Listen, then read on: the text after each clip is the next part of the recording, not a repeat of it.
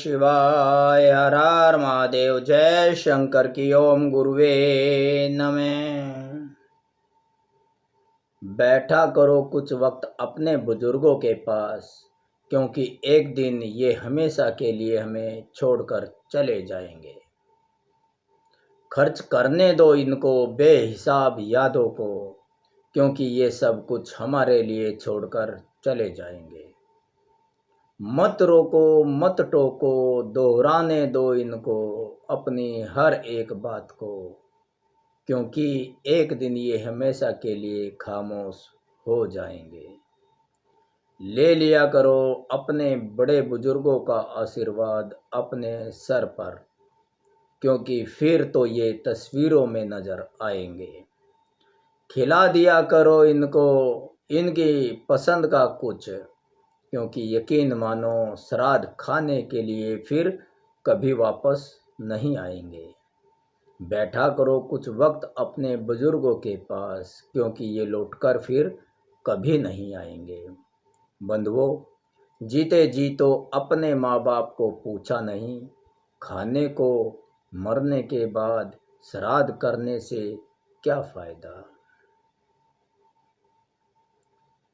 जीते जी तो आपने या किसी ने अपने माता पिता को नहीं पूछा, खाने के लिए पीने के लिए उसके पास 2 घड़ी बैठे नहीं, तो मरने के बाद श्राद्ध करते हो उससे क्या प्रयोजन है। जब वो जीवित थे तब कदर नहीं की, बाद श्राद्ध के बहाने श्राद्ध दिखाने से क्या फ़ायदा, श्रद्धा दिखाने से क्या फ़ायदा। जो जीते जी परेशान रहे तुम्हारे व्यवहार से, तुम्हारी हरकतों से, क्या वो मरने के बाद श्राद्ध खाने आएंगे? क्या वो फिर भी तुम्हें आशीर्वाद देने आएंगे? इसलिए भक्तों, अपने माता पिता बुजुर्गों का आशीर्वाद उनके जीते जी ले लो, तो फिर मरकर भी वो तुमसे दूर नहीं जा पाएंगे। ध्यान रखना, जिसने जीते जी अपने माता पिता की कदर नहीं की, तो वो कितने ही श्राद्ध कर ले, कितने ही दान पुण्य कर ले, फिर उसको फल मिलने वाला नहीं है। बंधुओं, कभी आपके जीवन में वो पल आया है कि आप कहीं गए हुए हो और कोई आपके पास आकर बैठ जाए और तर्क देने लगे कि फला चीज़ ऐसी है, फला नियम ऐसे नहीं, ऐसे होना चाहिए, फला वस्तु ऐसी नहीं है, फला वस्तु का रंग ऐसा नहीं है, ऐसा है वैसा है, लेकिन आप जानते हो वो गलत बोल रहा है, गलत बता रहा है किसी विषय को, जबकि आपको उस विषय का पूरा ज्ञान है। आप उसे सही गलत का पाठ पढ़ाने बैठ जाते हो, पर वह अपनी ही बात पर अड़िग रहता है और आप सही होते हुए भी गलत साबित हो जाते हो। होता है ना ऐसा कभी कभी आपके साथ? हुआ होगा। भक्तों, इसका प्रभाव हमारे जीवन के सभी आयामों पर पड़ता है, लेकिन यहाँ इस सत्संग में हम पितृपक्ष और पितृदोष के विषय में ही बात करेंगे। एक कारण यह भी है पितृदोष लगने का कि हम बेकार के झमेलों में, सही गलत के झमेलों में पड़ जाते हैं। कभी कभी हम अपने कुल की अच्छी परंपराओं के विपरीत किसी के कहने पर चल देते हैं और अपने बड़े बुजुर्गों की बातें भी उस वक्त हमें गलत लगती हैं, तो यहीं से हमें पितृदोष लग जाता है। पितृदोष दोनों को लगता है, यजमान को भी और पितृदोष का निवारण करने वाले विद्वान कर्मकांडी पंडित को भी। आइए समझते हैं इसे। इस विषय पर चर्चा करने से पहले सबसे पहले मैं आपको एक कहानी सुनाता हूँ, उससे आपके समझ में पूरी तरह से बात आ जाएगी। एक बार एक गधा सूखी घास खा रहा था, तभी एक चीता वहाँ से गुजर रहा था। उसने देखा कि गधा सूखी घास खा रहा है, जबकि साथ वाले दूसरे मैदान में हरी घास खड़ी है। तो चीते ने गधे के पास जाकर कहा, चीता बोला कि भाई तू क्या पागल है, तू सूखी घास खा रहा है, वो देख साथ वाले मैदान में हरी घास है, तू वो खा ले। तब गधा बोला, वो तो ठीक है, पर घास हरी नहीं होती, घास तो पीली होती है। तब चीते ने गधे को अजीब नज़रों से देखा और बोला, भाई तू रोज घास खाता है, तुझे आज तक पता नहीं लगा कि घास हरी होती है?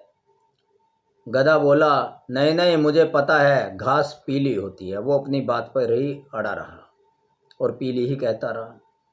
बहुत देर तक उनमें घास के रंग को लेकर बहस चलती रही। फिर उन्होंने यह फैसला किया कि जंगल के राजा के पास चलते हैं, वो इसका फैसला करेगा कि घास पीली होती है या हरी होती है। हम में से कौन सही है, इसका फैसला जंगल का राजा करेगा। वो दोनों, गधा और चीता, शेर के पास गए। शेर ने पूरी बात सुनी। तब शेर ने कहा कि गधा ठीक कह रहा है, घास पीली होती है, इसको इनाम दो और चीते को सजा दे दो। इसको 15 कोड़े लगाओ चीते को। गधे को इनाम दिया गया और चीते को कोड़े लगाए गए। तो वो गधा वहाँ से खुश होता हुआ चला गया। अब चीते का मुंह लटका हुआ था, इसलिए नहीं कि मुझे दंड मिला, इसलिए कि मैं सही होते हुए भी दंड का पात्र बना, मुझे कोड़े खाने पड़े। वो शेर के सामने कहने लगा कि महाराज, आप खुद जानते हो कि घास हरी होती है, फिर आपने उसको इनाम दिया और मुझे सज़ा दी। शेर बोला कि मैंने तुझे सज़ा इसलिए नहीं दी कि घास पीली होती है या हरी होती है और तू गलत है, इसलिए नहीं मिली तुझे सज़ा। तुझे मैंने सज़ा इसलिए दी है कि तू एक गधे से बहस कर रहा है। तू एक गधे से बहस कर ही क्यों रहा है? तो भाई, एक जाहिल आदमी 100 पढ़े लिखे आदमी को हरा सकता है।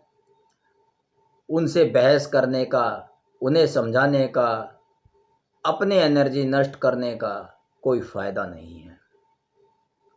इसलिए सारी एनर्जी हम नष्ट कर देते हैं दूसरों को समझाने में, तर्क देने में, भाई तू गलत है, तू सही है, सही गलत का फैसला करते रहते हैं। एक कारण यह भी है कि हमें दोष लग जाता है, हम अपने पथ से भटक जाते हैं, जाहिल की बातों में आ जाते हैं। वो अपना समय तो कीमत समझता नहीं, दूसरे तुम्हारा भी समय नष्ट कर देता है।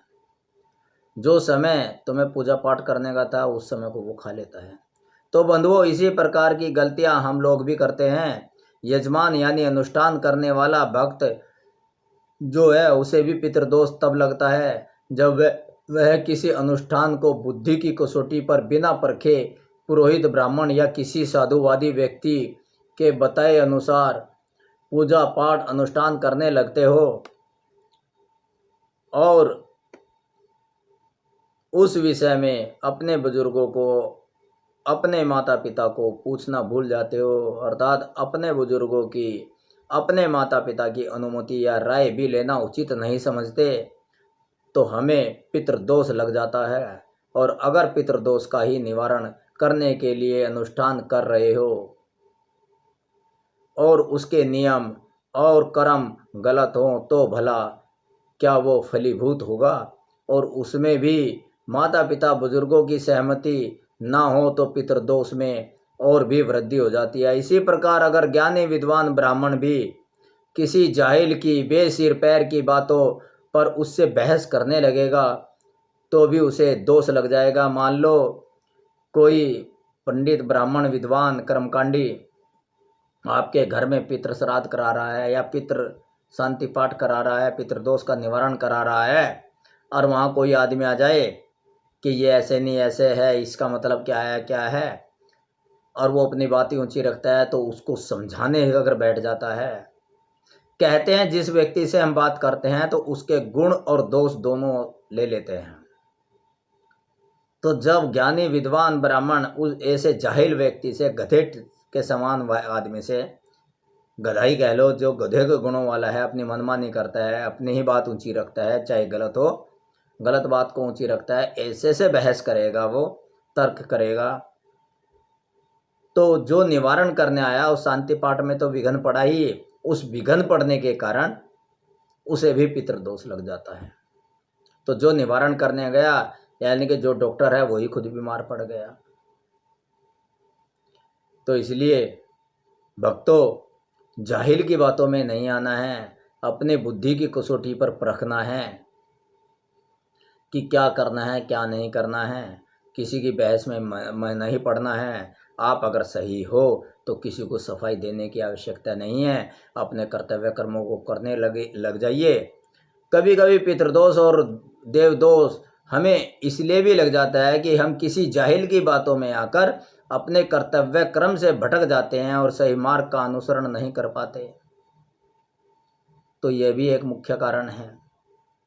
इसलिए किसी जाहिल की बातों में मत आना।